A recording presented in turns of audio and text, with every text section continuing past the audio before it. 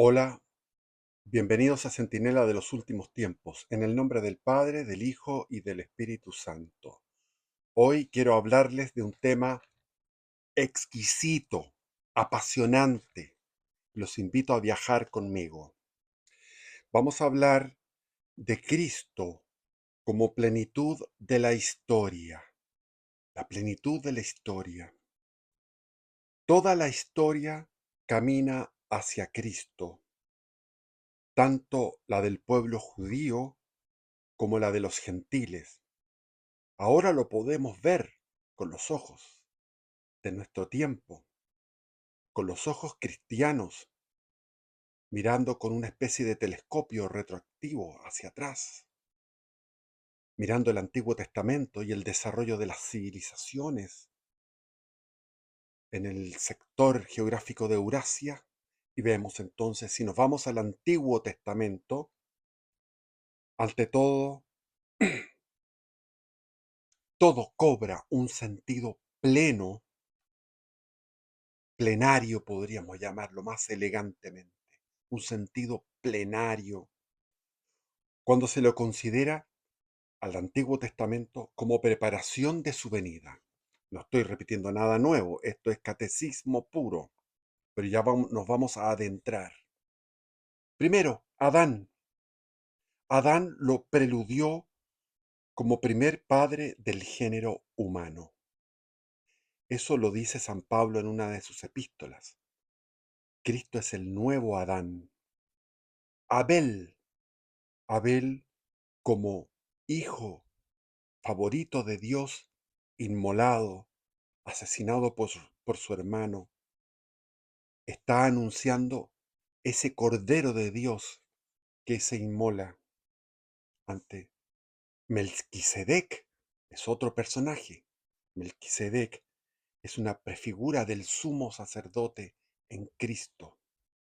Melquisedec que ofrenda pan y vino en el Antiguo Testamento, que vivió como 600 años, no me acuerdo cuánto, era una cantidad, casi 1000 años, un montón de tiempo, Melquisedec. Moisés. Moisés es una prefigura de Cristo, como el legislador de la primera alianza anuncia a ese nuevo legislador, el legislador del corazón, cuando dice, yo no he venido a derogar la ley en el sermón de la montaña, sino que a confirmarla, pero yo digo que aquel que miró con deseo a una mujer pecó en su corazón, o sea, está llevándolo la ley más exigente al nivel del corazón. David, otro personaje, lo prefigura como un rey guerrero y Salomón como un rey pacífico, esas dos figuras, Salomón sabio y pacífico, David guerrero. Todos estos personajes no fueron sino bocetos, adelantos fragmentarios de la figura esplendorosa de Cristo. Él le da su sentido final a todas estas prefiguras de Cristo. Cuando dice yo soy, anuncia ese yo soy contundente. Yo soy antes que Abraham. Yo no era antes, yo soy antes que Abraham. Anunciado por mis predecesores. Por ejemplo, ¿quién es uno de los predecesores que anuncia fantásticamente bien? Es el profeta Daniel, cuando dice, yo vi a uno que parecía hijo de hombre. Y Jesús dice, yo soy el hijo del hombre. Ese que anunciaba el profeta Daniel. Cuando el Hijo del Hombre regrese a la tierra, ¿acaso habrá fe cuando regrese el Hijo del Hombre? También trabajó para él el mundo de los gentiles. Sócrates, Platón y Aristóteles, la culminación de la filosofía griega, que comenzó de forma tan inocente, tan naif, tan ingenua, como pueden ser un Tales de Mileto, un Parménides, un Anaxímenes, un Anaximandro, etcétera, un Pitágoras, pero que culmina finalmente en este gran filósofo que es Aristóteles. En última instancia, estaban abonando un terreno, fertilizando una tierra para la llegada de Cristo. Alejandría, en su filosofía, recuerden a ese famoso Filón de Alejandría, Filón, acuérdense de Plotino, pero antes de ellos vino el balbuceo de la palabra logos, logos que San Juan Evangelista lo puede recoger y tomar para incorporarlo en el prólogo de su precioso y delicioso Evangelio, el más profundo, el más místico. En un comienzo era el Logos, y el Logos estaba en Dios, y el Logos era Dios, y el Logos se encarnó y vino a habitar entre nosotros como dentro de una tienda, como en una carpa, diríamos ahora, o en un campamento. Y ahí recuerda Juan cuando conoció el primer día a Jesús, que estaba a orillas del río Jordán, una vez ya bautizado. Se acercó Juan con Andrés y van a donde él estaba. ¿Cómo estaba él viviendo ahí? Como llamamos en Chile una fonda, es decir, un techo para cubrirse del sol y de alguna probable lluvia, poca y escasa en aquellos lugares, pero para protegerse del sol. Y ahí estuvieron un día entero Juan y Andrés conversando con Jesús. Y ahí Andrés alucinó, dijo, voy a comunicarle a Pedro, a mi hermano, de que ha llegado el Mesías. También se puso el Imperio Romano. ¿Qué es lo que hizo el Imperio Romano? Bueno, ofreciéndole esa majestad, ese territorio colonizado, su derecho, el derecho romano, su organización jurídica y su Pax Augusta, la paz de Augusto.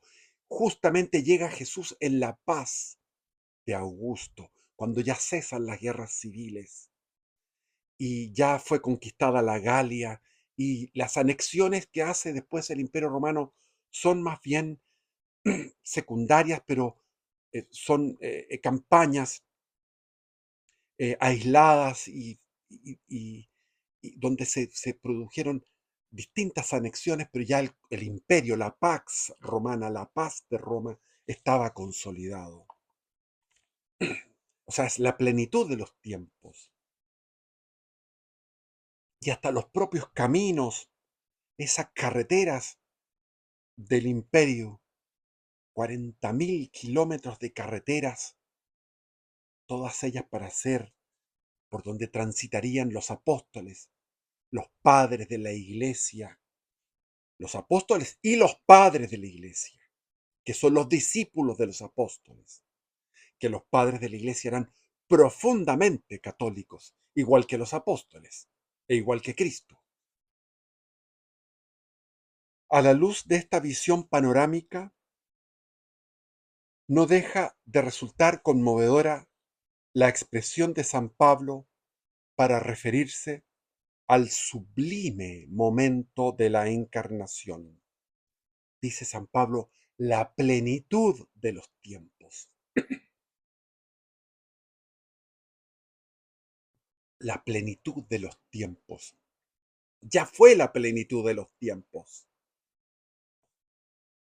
Ese verbo encarnado, el Logos eterno, aparece como el supremo heredero del largo esfuerzo de los siglos que colaboraron a este parto.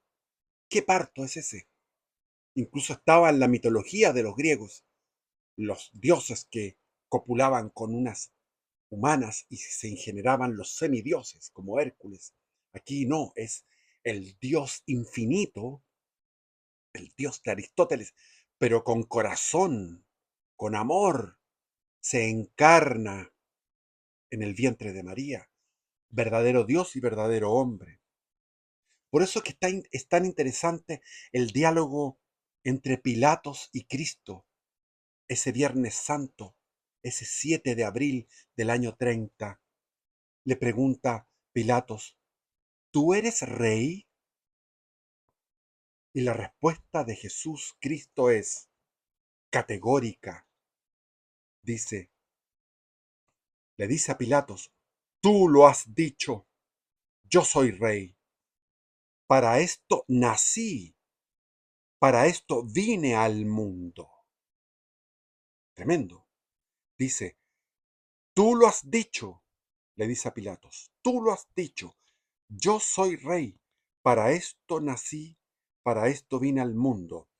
Y está mal traducido, me informé hace poco, porque siempre escuchaba que Jesús le decía a Pilatos, mi reino no es de este mundo, pero está mal traducido porque es así, la traducción correcta. Mi reino ahora, mi reino ahora no es de este mundo. Ese ahora es muy importante.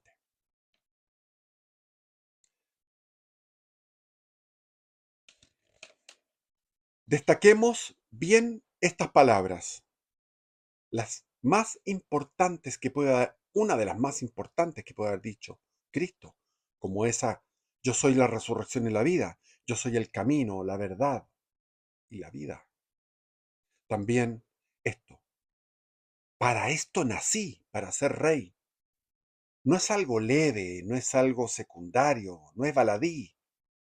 La realeza de Cristo es la finalidad de la encarnación del Verbo infinito, la finalidad de la historia.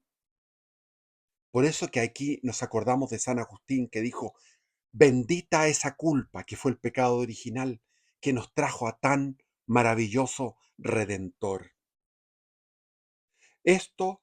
Para esto vine al mundo, no para otra cosa, dice Jesús. El fin de la encarnación, la finalidad de la encarnación es ejercer su señorío sobre la humanidad para salvarla, para santificarla, para sublimarla. No para ser un dirigente social o político, como sugieren algunos en la teología de la liberación. No, está enalteciendo la monarquía en contra de la democracia. Ahí está en ese mismo episodio cuando Pilatos pone dos opciones al pueblo, Jesús y Barrabás, que había participado en un motín, era un guerrillero en contra del Imperio Romano. Y la gente gritó, suelta a Barrabás, crucifica a ese Jesús de Nazaret. Ahí se ve cómo funcionaba la democracia y cómo funciona la democracia hasta el día de hoy. Es un consuelo para nosotros saber y para los candidatos que, que luchan en una campaña democrática y pierden, saber que Cristo perdió su campaña democrática, que no hizo campaña, pero estaba ahí, azotado, con más de 100 azotes y con una corona de espinas, y al lado un guerrillero, un pérfido. ¿Y qué escogió la democracia? A Barrabás. Es un consuelo para aquellos que han perdido en elecciones democráticas, porque ganar no significa ser bueno en la democracia. El mundo gravita hacia Cristo como hacia su término, a su plenitud, que es el nacimiento de la luz. Los profetas lo calificaron como rey. El futuro Mesías sería rey en casi todos, por ejemplo, en Isaías, en Daniel dice, se acercó al anciano, que era Yahvé en el fondo. El anciano le dio poder, el imperio, la gloria, y todos los pueblos, naciones y lenguas lo sirvieron. y su reino no tendrá fin. Ese es Daniel. Esto me suena inmediatamente, muy familiar, con lo que le dijo el ángel a la Virgen en el momento de la encarnación. Le dijo el ángel, el Señor le dará el trono de David, su padre, que reinará en la casa de Jacob para siempre, y su reino no tendrá fin. Eso está en la Biblia, en el Evangelio de San Lucas.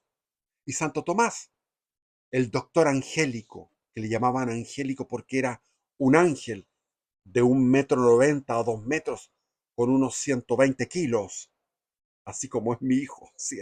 San- Santo Tomás. Tenían que recortarle la mesa, hacer un semicírculo en la mesa para que cupiera la panza de Santo Tomás de Aquino, el doctor angélico, cuyos familiares estaban enojados que se iba a ir de fraile dominico, y le metieron una prostituta en su pieza para que pecara y para que conociera lo que era eso, para que se olvidara de su vocación de fraile. Y él se puso a orar y la prostituta quedó asombrada. Y Santo Tomás de Aquino dijo, Cristo tiene alma de rey. Mi reino está dentro de vosotros, dice Jesús cuando comenzó su predicación en la Galilea. El reino de Dios está dentro de vosotros, mi reino. Es el primer recinto de la realeza donde Él se manifiesta. Nuestros corazones que se deleitan en seguir el primer mandamiento. Cuando nosotros nos deleitamos, cuando amamos a Dios Trino, ellos, los tres de la sagrada, de la divina, de la Santísima Trinidad, habitan dentro de nosotros. Y ahí está el reino de Cristo dentro de nosotros. Desde ahí se erige un trono desde donde Él ejerce su señorío. ¿Sobre qué? Sobre mi entendimiento, sobre mi voluntad, sobre mi memoria, sobre mis afectos. Las potencias del alma, las pone al servicio de Él. Eso es lo que se hace en los ejercicios espirituales de San Ignacio de Loyola. En cambio, los católicos liberales prefieren reducir el reinado de Cristo a este ámbito íntimo, individual, no colectivo, no comunitario, perdón, un ámbito individual, íntimo, solo ahí los católicos liberales.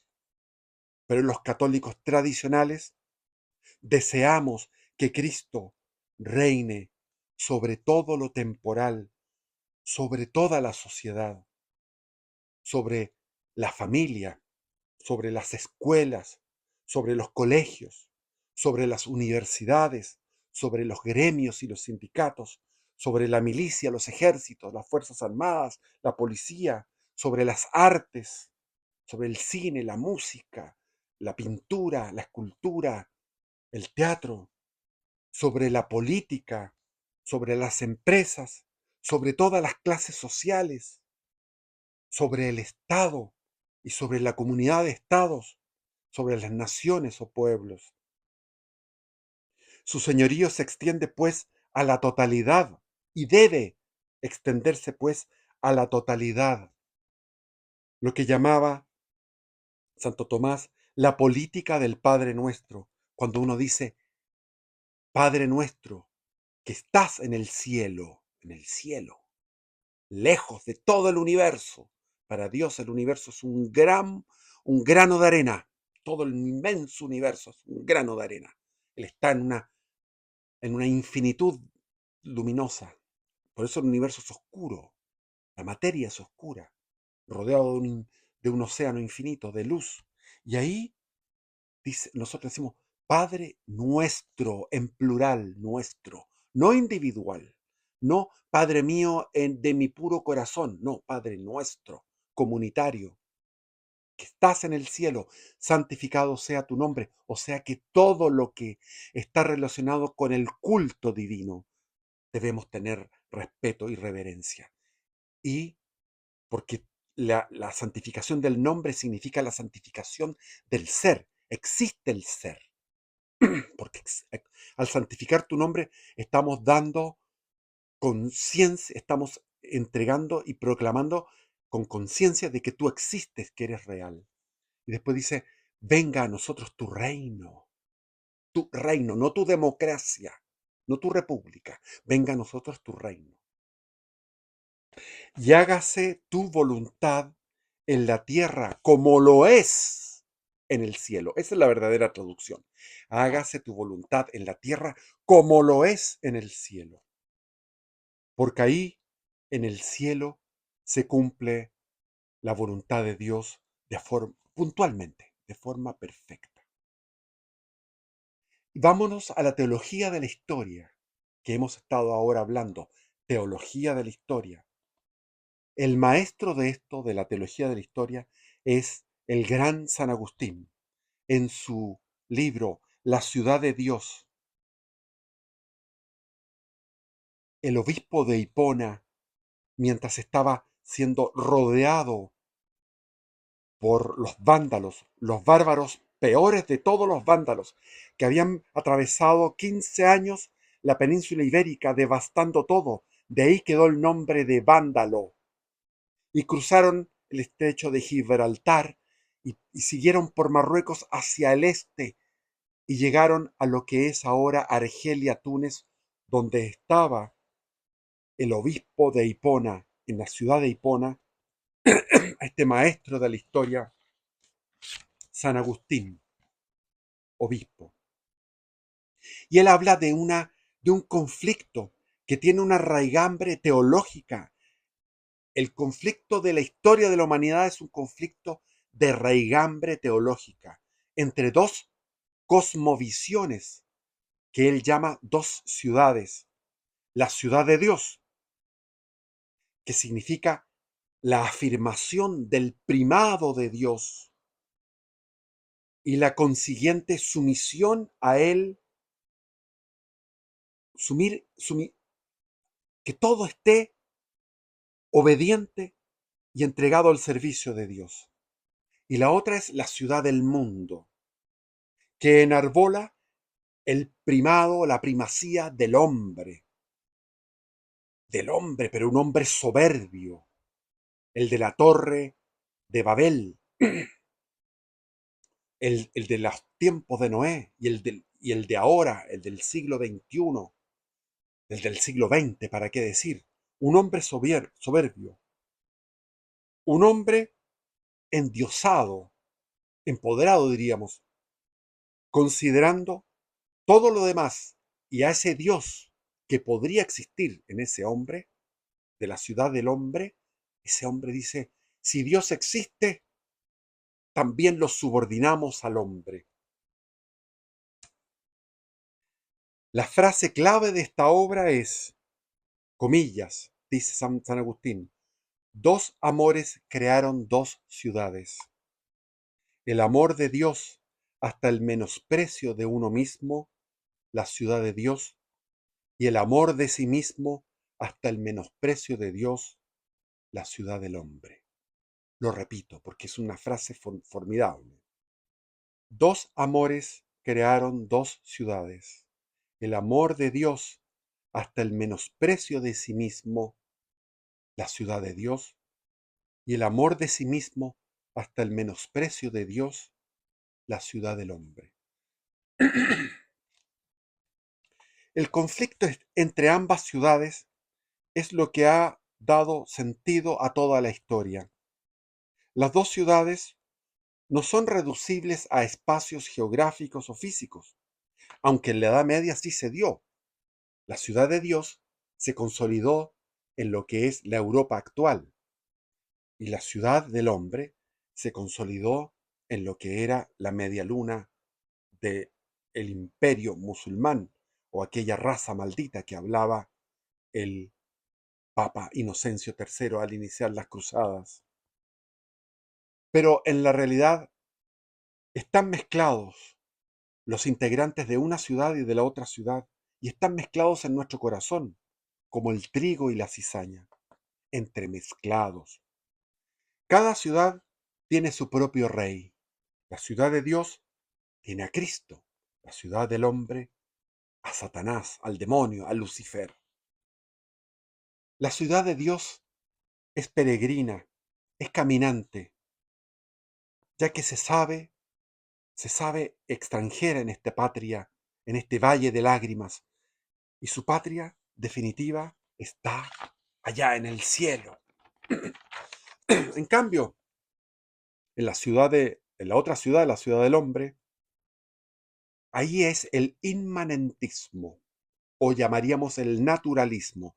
Todo es una esfera donde para nosotros, los católicos, sentimos una claustrofobia metafísica en este naturalismo. Todo es en esta esfera una inmanencia, o sea, solo lo que está aquí y nada más que lo que está aquí.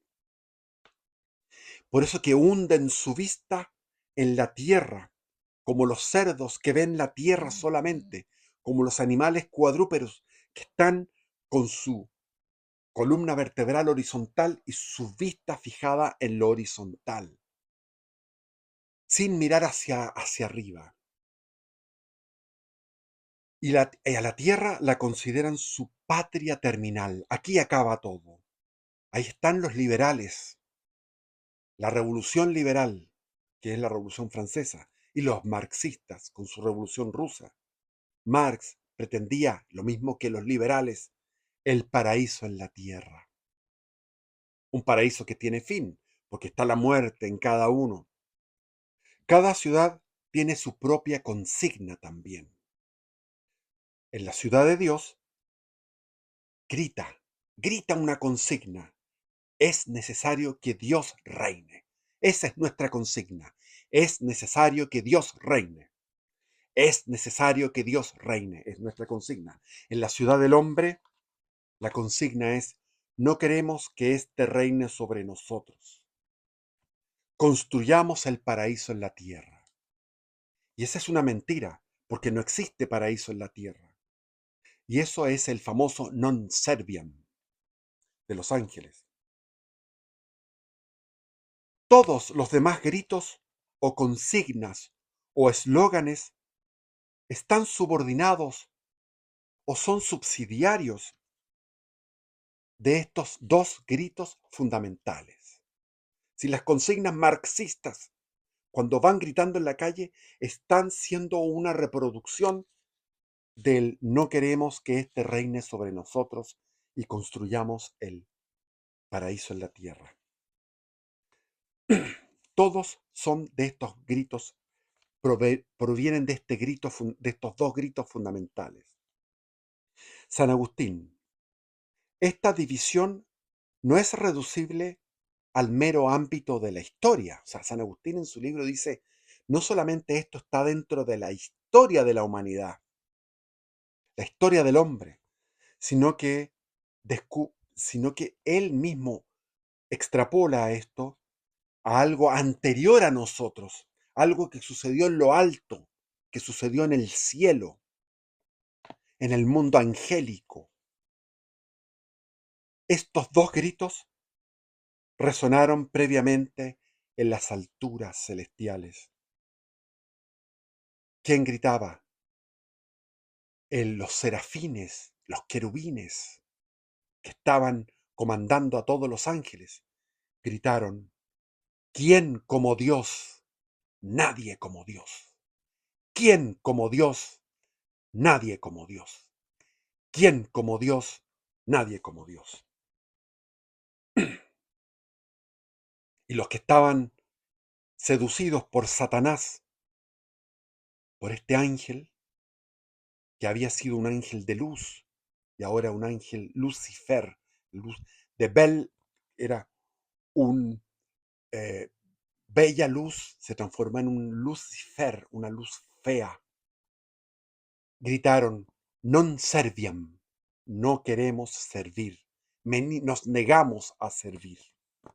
Ese era el grito de los que seguían al caudillo de los rebeldes. Las dos ciudades no se restringen, pues, al solo género humano, sino que la división alcanza a la creación misma.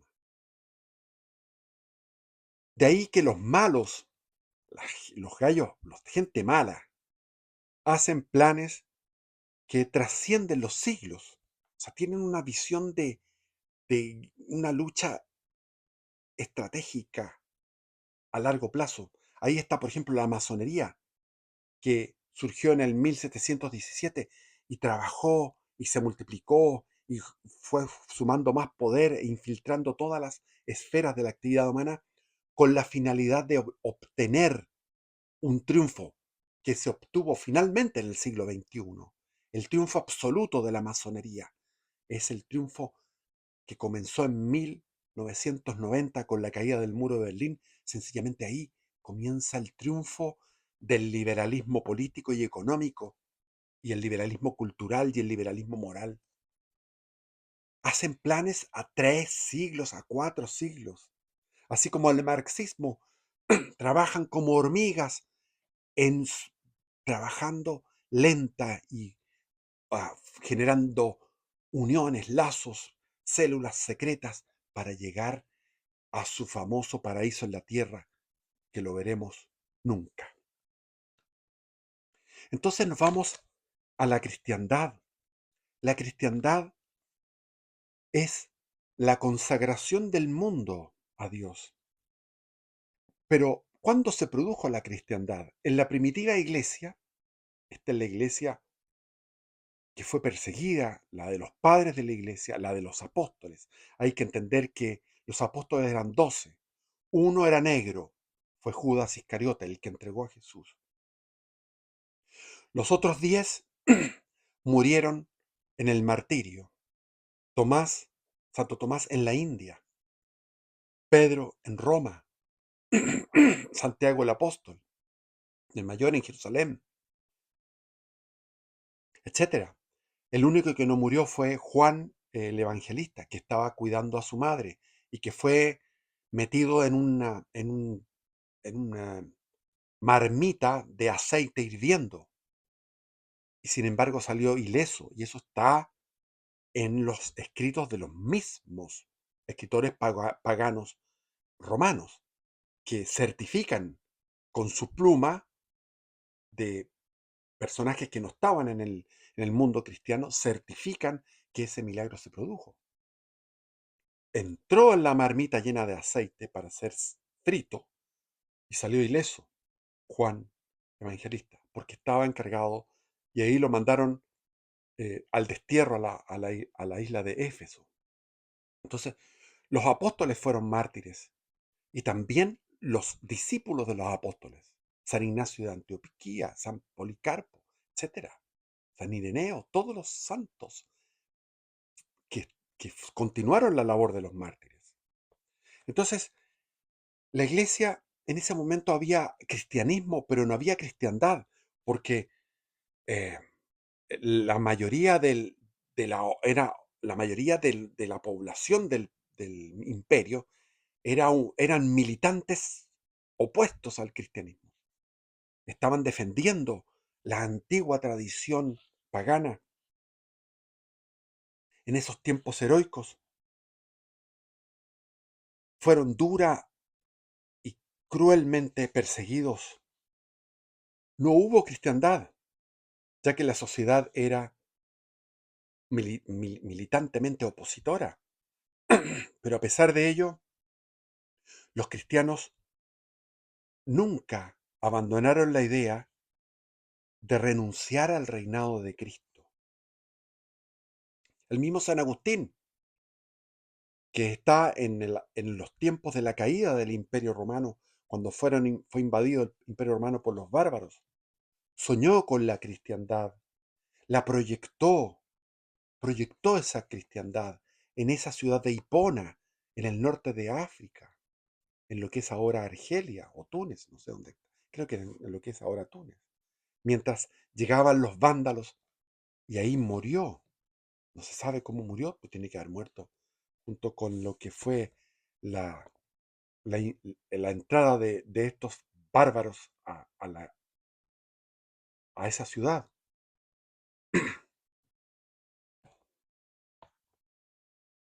Pero cuando comienza la cristiandad en Europa Occidental, la cristiandad ya existía en Bizancio, en Constantinopla, en el Imperio de Oriente, que nunca cayó, sino que se mantuvo firme. Ahí se conservó el Imperio Romano con el griego y con las iglesias que después se separaron, pasaron a constituir las iglesias ortodoxas. Pero Carlomagno, el nieto de estos mayordomos de palacio que Carlos Martel pudo contener la invasión de los musulmanes que ya habían tomado casi toda la península ibérica en el año 735, en la batalla de Poitiers. Carlomagno en 1800 es coronado por el Papa.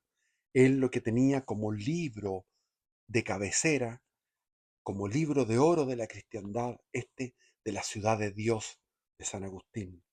¿Y qué se dedicó Carlomagno?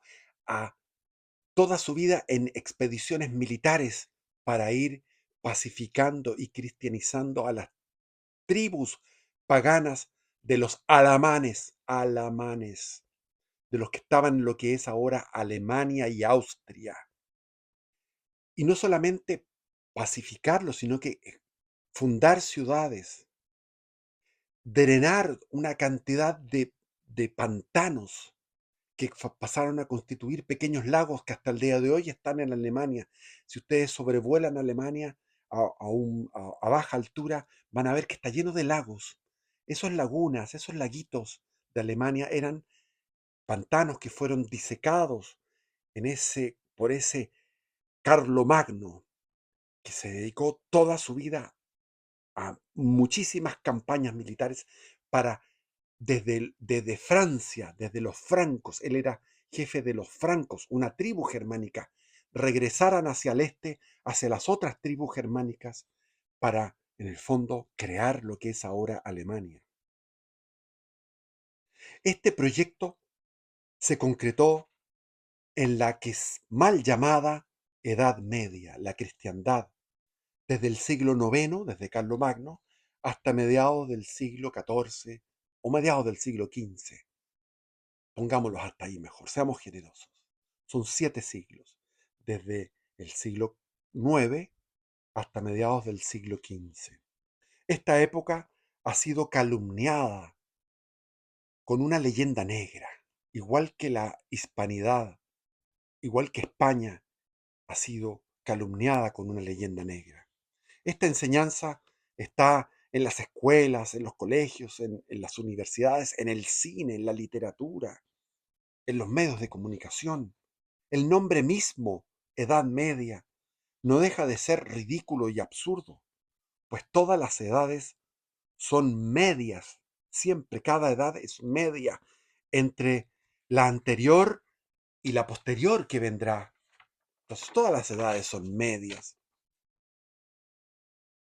Los autores del Renacimiento que bautizaron esta edad tan larga, de más de 1000 años, pero nosotros estamos hablando de los 7 siglos de esplendor, quisieron decir así al apodarla, es una edad media, es un periodo, es un puente entre la maravillosa edad greco-latina, que realmente lo fue, y la floreciente edad mo- eh, moderna, o digamos la edad del Renacimiento, que también lo fue maravillosa. ¿Por qué vamos a negarlo? La civilización greco-latina fue espléndida, incluso antes de la llegada del cristianismo. Y el Renacimiento es se retoma toda esta civilización greco-latina. Luego está esta famosa, entre medio está esta famosa Edad Media, vilipendiada, calumniada, de una manera tonta. porque se, pero, pero como la humanidad es tonta, por lo general, toma esta leyenda negra y la traga, porque hay una propaganda detrás. Entonces ahí está la famosa oscura Edad Media, la tiniebla, las tinieblas, las épocas malditas, el medioevo, el medioevo, la cristiandad.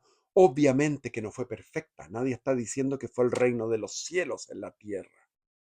Fue una época con luces y sombras, como todas, pero fue una época esplendorosa, en el que el espíritu del Evangelio logró impregnar toda la sociedad. Aquí está el punto.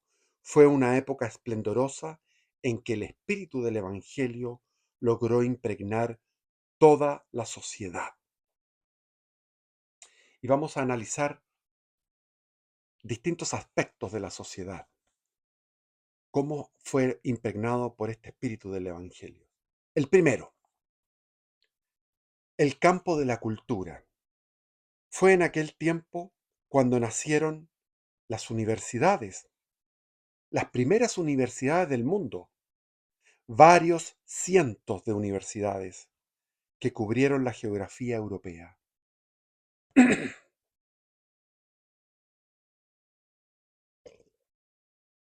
Perdón. En ellas florecieron talentos de primera magnitud, como el famoso Abelardo. ¿Se recuerdan aquella historia de Abelardo y Eloísa?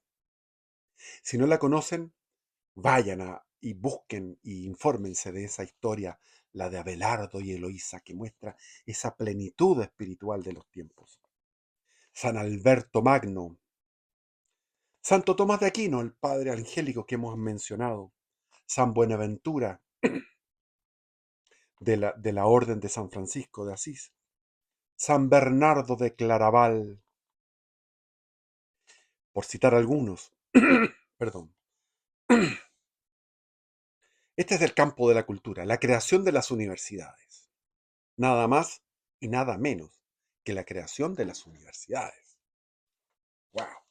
Estoy terminándome este Johnny Walker etiqueta negra que me lo regalaron, porque yo no gasto plata en estas cosas. El segundo aspecto, el campo laboral.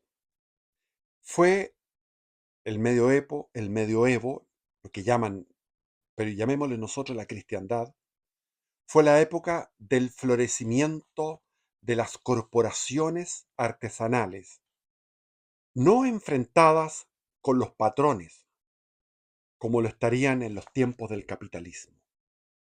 ¿No? O sea, era una armonía, era algo orgánico. Y de ahí se inspiraron después todas las ideas corporativistas de comienzos de la primera mitad del siglo XX, que brillaron en Austria, en Hungría, en España y en Grecia, etcétera, en el siglo XX. De ahí viene. Ellos quisieron rescatar esta tradición. Acuérdense de la Liga Hanseática con H. ¿Quieren profundizar? Consulten. La Liga Hanseática. ¡Qué esplendor de comercio y de gremios! Todas las corporaciones tenían sus reglamentos de acuerdo al orden natural en el respeto del justo precio. El joven aprendiz entraba a la corporación del oficio por él elegido. Él elegía su oficio, pero lo general era que elegía el oficio de sus padres, de sus antepasados. Había una tradición familiar en los gremios, pasando por una suerte de catecumenado moral y técnico. Se le instruía de moralidad en cuanto al ejercicio de su profesión, de su oficio técnico, y se le instruía en cómo hacerlo. Por lo tanto, tenía una perfección técnica. Se trataba de una calidad de producto. De aprendiz pasaba a artesano, título que le era conferido en una ceremonia religiosa. Estaba siempre presente la religión católica. El título le era conferido en una ceremonia religiosa. Cada corporación, por lo demás, tenía su santo protector, que por lo general era un santo que había ejercido esa profesión. Eso es el aspecto laboral. Vimos el aspecto cultural, el aspecto laboral. Ahora vamos al tercer aspecto, el tema del oficio de las armas, de la milicia, del ejército, de la marina, de la policía. También el espíritu del Evangelio llegó al ejercicio de las armas, de la milicia. La Iglesia se esmeró en evangelizar a los bárbaros invasores que habían llegado, muchos de ellos masacrando. Hay que entender que la invasión de los bárbaros eran seres muy parecidos a los que son los vikingos. Esos bárbaros, los francos, los burgundios, los alamanes, los vándalos, los visigodos, los ostrogodos, los, qué sé yo, todas esas tribus germánicas tenían una devoción a Odín, ese dios de la guerra. Entonces, los predicadores que estaban dentro del Imperio Romano los cogieron y les entregaron la sabiduría del Evangelio. Se les enseñó a renunciar a la violencia injusta, a la violencia por la violencia.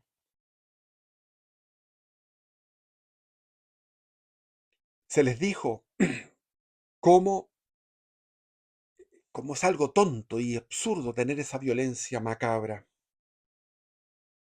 No se les dijo como ahora. ¿Qué se dice ahora en todos los lugares en la política políticamente correcta? En la política políticamente correcta, valga la redundancia, y en la religión políticamente correcta, que ahora dicen, la violencia es mala, venga de donde venga, no a la violencia. Ese pacifismo estúpido e hipócrita de la actualidad en esa época no existía. Porque esto es muy falso. Habría que irse a los escritos del doctor angélico Santo Tomás de Aquino, donde habla de la guerra justa y de la violencia justa, de la legítima defensa. Y hay distintos puntos, hay 5 puntos que cumplir para que una guerra sea justa y para que una respuesta sea justa. Y una de ellas es la posibilidad de triunfar. Y para triunfar hay que prepararse con las armas. Si tú tienes la posibilidad de triunfar en una guerra justa, en una causa justa, es, existe parte de la justicia de esa causa es que tú puedas vencer. Así se les enseñó a distinguir la violencia macabra, estúpida y desatada que ellos generaron en su arremetida contra el Imperio Romano a la violencia justa. Y de ahí nació el caballero, ahí surge el caballero medieval, que es una mezcla entre Odín y Cristo. Cristo sobre Odín. Es una mezcla de Cristo y Odín, pero Cristo sojuzgando a Odín, este dios de la violencia. Es decir, este caballero que estaba al servicio de las viudas, de los huérfanos, de los desarmados, desarmar las injusticias. De ahí el caballero también era un ungido, también en una ceremonia religiosa, donde el sacerdote en la catedral le iba entregando el uniforme y las diversas piezas de manera, piezas de vestir, de manera semejante a la que el mismo sacerdote se reviste antes para celebrar la misa sagrada. La espada y la lanza estaban colocadas junto al altar y eran los héroes de la vigilia. El futuro caballero tenía que pasar una noche de vigilia y la ceremonia terminaba al día siguiente, después de una noche de vigilia, de oración, con el espaldarazo, la agresividad debían causarse para abrirse paso frente a los obstáculos, para alcanzar el bien. Era ese el motivo. Es como cuando también en el lejano oriente está el karateca que va con las manos vacías, el karateca, el que va para ocupar sus artes marciales para el bien. Pero esto desapareció. En el siglo XVI logró permanecer en la Hispania, en Portugal y en España. Logró permanecer este espíritu caballeresco. Pero a finales del siglo XVI y a comienzos del XVII, cuando se escribe la famosa novela de Cervantes, El Quijote, ahí se ve cómo ya esto estaba siendo motivo de burla, de locura. El espíritu caballeresco había terminado siendo ya no con el respeto y la veneración que había tenido antes. ¿Y qué surgió en el siglo XVII, XVI ya, pero en el XVII, de frentón? El mercenario, el condottiero, el que está al servicio de un hereje, de de la herejía protestante, el que está al servicio de la Compañía de las Indias Orientales de Holanda y de la Compañía de las Indias Orientales de Inglaterra, compañías que se dedicaban solamente al lucro, a explotar a las poblaciones nativas de Indonesia, de las islas Molucas, de África, de la India, de la Bengala en la India, la zona del Golfo de Bengala, en Calcuta. Es decir, esas dos compañías, la Compañía de las Indias Orientales inglesa y holandesa, era la antítesis del espíritu caballeresco y del espíritu de la Edad Media, del espíritu de la cristiandad. Eran empresas dedicadas al lucro, al genocidio, a la explotación, que estaba ya inaugurando lo que era el colonialismo protestante del centro de Europa, de los belgas, de los holandeses, de los franceses, traidores de la cristiandad, y de los ingleses, y después de los alemanes, en Namibia, en Tanzania, en Camerún, los alemanes. Y después llegó, ¿qué diferencia con este caballero andante? Porque las guerras en la Edad Media eran guerras limitadas. Peleaban algunos solamente en la guerra, eran algunos los que peleaban. Después comenzaron a engrosarse la cantidad de efectivos hasta llegar a la Revolución Francesa, donde vino la leva total, el servicio militar obligatorio para todos los jóvenes. Y ahí vienen los ejércitos napoleónicos. Ahí viene el Estado omnipotente. Y termina en el paroxismo de la militarización de la sociedad con el ejército rojo soviético, que terminó por derrotar al ejército nazi, pero era más profundamente deshumano y militarizado que el ejército nazi. El ejército nazi también, pero esto ya fue el acabose, el ejército rojo de la Segunda Guerra Mundial, todo el mundo peleando, la sociedad entera peleando. ¿Qué diferencia con las guerras de la Edad Media? De la mal llamada Edad Media, de la cristiandad, que eran guerras eh, con efectivos concretos, los que podían financiarse la cota de mallas y el arte de la caballería. Vamos al cuarto aspecto, en el campo del arte. Era la cristiandad o la época de la Edad Media, para que nos ubiquemos, porque no es un buen nombre, fue una época en que la belleza ponía su gozo en servir a la verdad sobrenatural, que es el esplendor de la tríada. La verdad sobrenatural es el esplendor de qué tríada. ¿A qué tríada me refiero? Bueno, la tríada de los valores, el valor de la verdad, el valor del bien, el valor de la belleza. Son tres: el bien, la verdad y la belleza.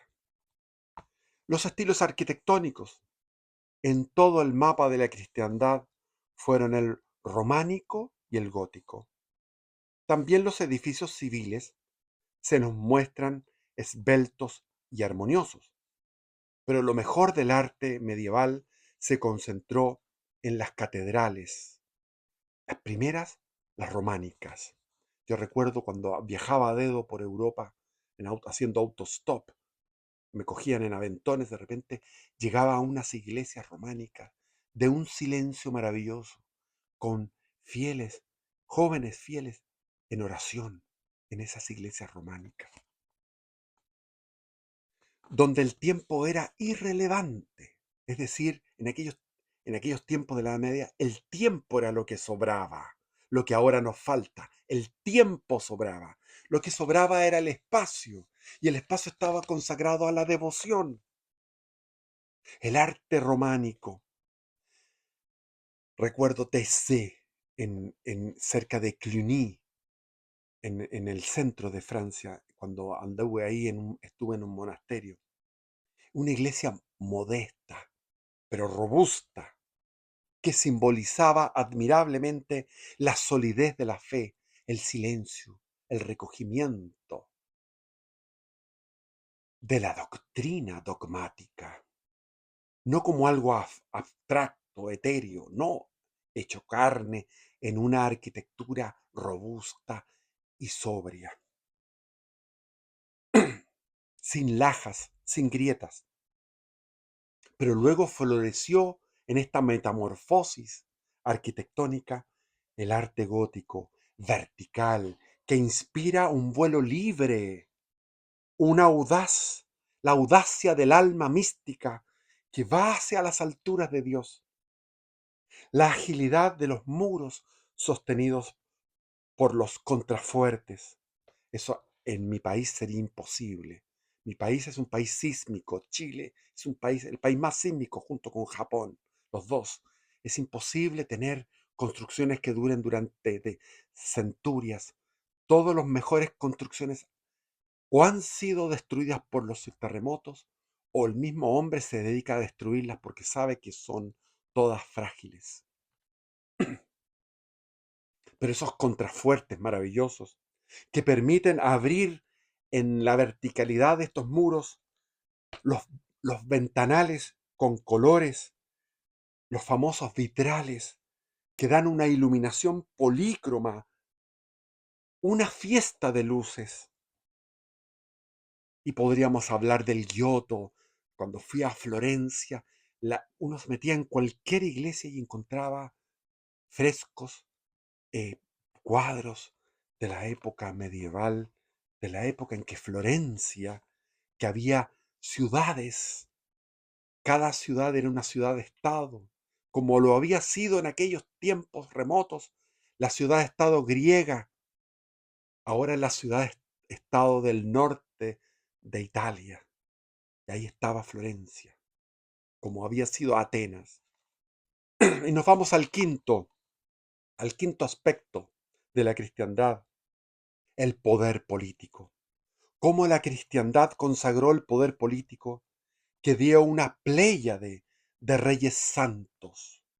Una pléyade de reyes santos cubrió el mapa de Europa. Vámonos, vámonos. Primero, San Eduardo el Confesor, del 1003 al 1066. Fue un rey de Inglaterra. Segundo, San Esteban de Hungría, del 975 al 1038, fundador de la Gran Hungría hasta el día de hoy, que se mantiene fiel hasta el día de hoy, el gran reino de Hungría. 3. San Luis, rey de Francia, del 1214 al 1270, donde ahí se dio San Alberto Magno, donde estaba la Universidad de la Sorbonne, la Universidad de París, donde estaba este diálogo filosófico maravilloso, estaba el rey San Luis, que no trepidaba, no tenía ni un empacho, no tenía eh, ni una barrera para ir a donde estaban los leprosos y besar las llagas de los leprosos. El rey de Francia besaba las llagas de los leprosos y él cedía territorio de su reino para no entrar en guerra. Ese era San Luis, rey de Francia. San Olaf de Noruega, del 995 al 1030, San Olaf, que se dedicó a cristianizar Noruega, santo patrono de Noruega. San Enrique II del Sacro Imperio Romano Germánico, gran santo San Enrique II. San Canuto IV del 1040 al 1086, rey de Dinamarca, mártir. San,